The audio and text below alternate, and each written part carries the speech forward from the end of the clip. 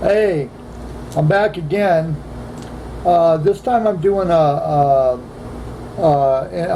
video on Seattle public housing residents getting transit cards, ORCA cards. It says about 1,500 Seattle public housing residents are going to get ORCA transit cards. It says one region card for all.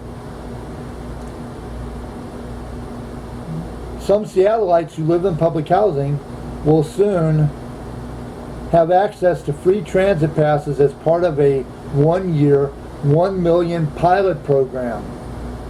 I don't understand why they don't make people pay for their cards, but give them an extremely cheaper rate. That's a $1 million pilot program. I'm all for some things being free, I am. But I'm a firm believer that even though I am on disability, I do believe in paying for things. Like, my medical is free because I have insurance, right? But I also don't have to pay for medication, but if I had a copay, I wouldn't have a problem with paying a copay unless it was costing me way more than I could afford. Then I'd probably need some help, because I only get $771 a month, and I have to make that work for my rent and all my bills and my groceries and to be able to get around. I don't get free bus fare. I pay just like everybody else. I don't take transit as much as I used to, but I just take it occasionally, and it's $2 to ride the light rail off peak, $2.50 on peak, which means it's during rush hours, it's more, but you get 2.5 hours. It takes the light rail, takes the buses. Here it says they're doing a $1 million pilot program. The Seattle Times reported Friday the authority has started helping people sign up for them. The Seattle Times reported Friday the authority has started helping people sign up for them. The authority. Oh, I don't understand what they mean by that, but you might. To qualify, residents must be between 19 and 64, live within Seattle Transportation Benefit District, and earn less than 30% of the area median income, or about $23,000 for a single person and $30,000 for a family of 3. You have to earn less than the 30% of the area median income. Okay, it used to be $12,000 a year. Now they've upped it to where it's $23,000 a year because the cost of living has went up exponentially.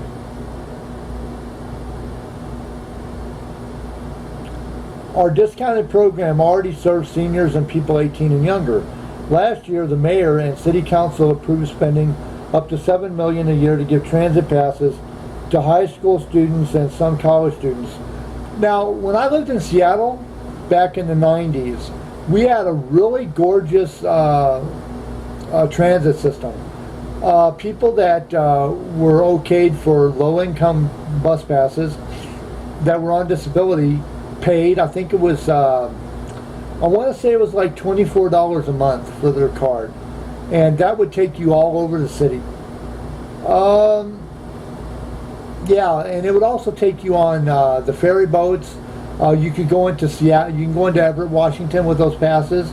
You could go anywhere in between Everett and Seattle, and you could go out to Everett Way, and you could go to Tacoma. Anything that dealt with Seattle on public transportation.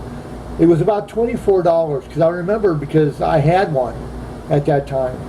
I had a bus pass that I was getting from where I worked at, because I had to travel a little bit of ways and to get to work. So they were getting me a discounted card. They were getting them from a company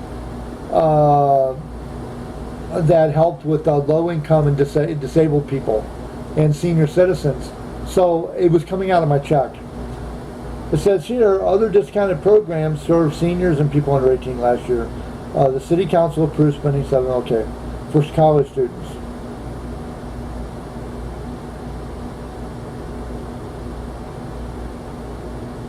Seattle Representative Smith Is the second member of Washington's congressional delegation to call for an, okay, no, this is the wrong article. Okay, that was a very short article. Shorter than I expected. Anyway, I don't understand how people, like how some cities can take something that they had that was really, really good, and then it becomes outdated, or they do away with it. Like downtown Seattle, they used to have buses that were all electric, and the free zone. In the downtown zone, it was completely free. When you got out of the downtown zone, you had to pay extra. You had to pay fare. But in downtown, to keep the traffic off the main streets, they allowed people to hop on the buses and ride for free. And it was all electric.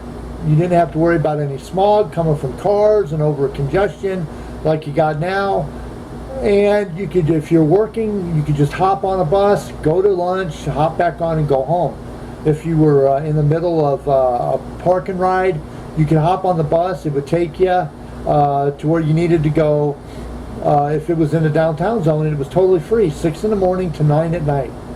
The people that were homeless, that did not have any money, they didn't have to worry about asking for free bus fare. They just hopped on, they just rode in the downtown area, and they went to the shelters and they stayed there. So now Seattle doesn't have that, and they're trying to come up with ways to make it seem like it's a brand new thing and it's a good and relevant, better thing. When actually what they had before, back in the 90s, was better than anything they'll ever have here. It was way better than anything they've got now. So, having said that, I'm going to be calling the mayor, and I'm going to ask her what happened to the transit of the 90s, the transit that they used to have. She has to know. She's the mayor. She has to be privy to that information. If not, I'm going to ask her if she knows where I'd be able to find that information. So, having said that, I'm going to let you go on that one. Just know that 1,500 Seattle public housing residents are going to get transit cards in a trial program that's going to cost the city $1 million. Taxpayers, I feel for you. I don't like the idea that you got to pay for stuff that you get no benefit out of. If you want to do that, that's fine, but being forced to do that's another story. Having said that, this is all things considered, because I consider all things. If you like my videos, please like and subscribe. Hit that button down there. If you got a comment about what's going on in your city in Seattle, or if you have a problem with what I'm talking about or how I'm saying it, let me know. I can't fix it if I don't know what's broken. I'll respond to any message I get, and I will welcome good conversation, welcome good ideas. If you're just a naysayer and you just like being a Grinch, please don't. I'll respond as long as you keep it civil, but don't be a Grinch. Nobody likes the Grinch except Jim Carrey and Ron Howard. Anyway, like I said, leave a like and subscribe down there. Put a comment down in the bottom if you have anything that I can do to fix it. If you got an idea for a news article I should talk about, if you got anything that might help Seattle, just help Seattle, period. Help take care of the homeless problem, the drug problem, the high cost of living, the rent, all of that. If you got any ideas, put a comment down there. I'd love to hear from you. Anyway, this has been All Things Considered, because I consider all things. Have a good night, Seattle, and all points beyond.